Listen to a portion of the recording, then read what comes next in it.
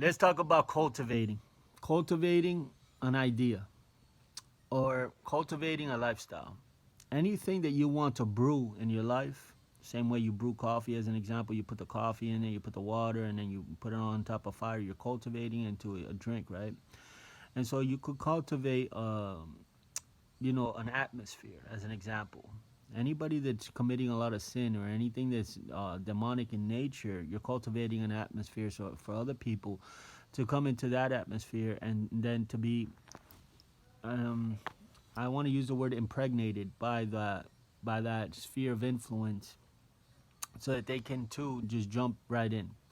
The cultivating of an atmosphere has to do with the deeds and the actions that one puts out there, so that everything can, okay, like say as an example, if you're preparing food, you're uh you're marinating the meat or whatever, you're seasoning it, you're cooking it, and then it throws out an aroma to the rest of the house where it creates an appetite for the people that are in the house. They smell, take a whiff of the food, and they say, and then they create an appetite inside of them to want to eat this food. So it, the whole atmosphere was cultivated for such a time as that meal time, that dinner time, that lunchtime, whatever it is, right? But they cultivated it. Can you see that? Now that applies with life in general. If you look at all arenas of life, you cultivate that of which you want. For example, if you want to attract something, you cultivate an atmosphere full of it, and then you become it. You want to be around what you want to produce. And so whatever you are around, you're in that environment. And so automatically you are sowing into that environment. In that environment you will reap whatever it is. And so when I was in the gym earlier today, God was speaking to me and felt like he was saying cultivate a relationship. So when you cultivate a relationship with the Lord, he is saying, put on worship music and get the atmosphere ready, right? So that it can be charged with peace and praise and just heavenly realms. So that now the atmosphere has that. Now it's almost like miracles, signs, and wonders follow, that of which you create an ambience about. So, you guys following me? When I say cultivate, it's prepare. Prepare whatever it is that you want to live in. You prepare, you cultivate it. So that means your mind is thinking on things that you want to cultivate. You want to bring about results from, and so then you prepare the atmosphere. Okay, and I always thought that there was something to, you know, when you put, like, say, a dream board on the wall, and you put the desires of your heart on the dream board. I always believe that there's something to that, because you're cultivating that, like, you're looking at it constantly. It's desires of you.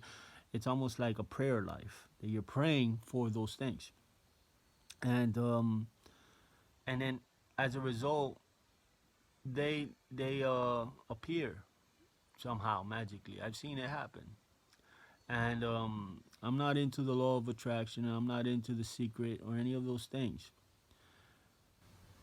But what I've seen happen in the past with cultivation, I've seen that it produces the results that you want. So you're drinking beer, let's say, and you're around people that are just cussing a lot and gambling or whatever.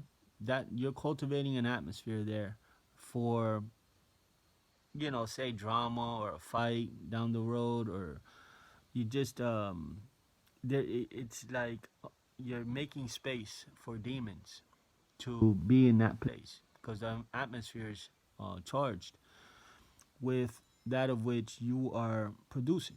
And so God is saying, I feel, he's saying, whatever you do, understand that you're cultivating at all times. sometimes for the good, sometimes for the bad. But what he wants you to do is he wants you to intentionally and on purpose cultivate the lifestyle that he's called you to live in. And then automatically, the things that are in your life that don't partake in the things of God, they will merge with the things of God. Because if all you do is cultivate the things of God, then those things can't remain. They will be transformed or they will flee, one or the other. And so, renewing the mind, as the Bible says, has to do with just preparing this space in your mind that all you do is feed it what you want to become. And then, you know, you have your territory starts to be developed by that of which you give yourself to. Absolutely true. So, without further ado, I'm not going to make this video long. I just want you guys to pay attention to what you're cultivating. Every action, every deed you are sowing, sometimes to your own destruction and sometimes to bless yourself. Okay?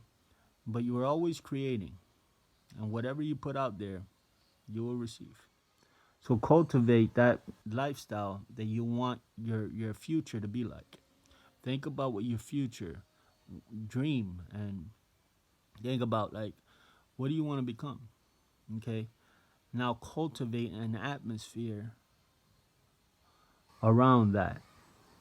So if that, you know, if you want to order posters and put them up on your wall of you being successful or this or that and you having money and this and that, you're cultivating, right?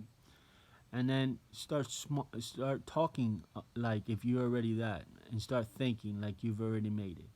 You're cultivating. All of that is cultivating. And then you will become it. Life itself will yield, you know, and you will become it because that's what we do every day anyways. But we just don't understand that that's what we're doing. When you're living down below, your thoughts are down below. And that's cultivation.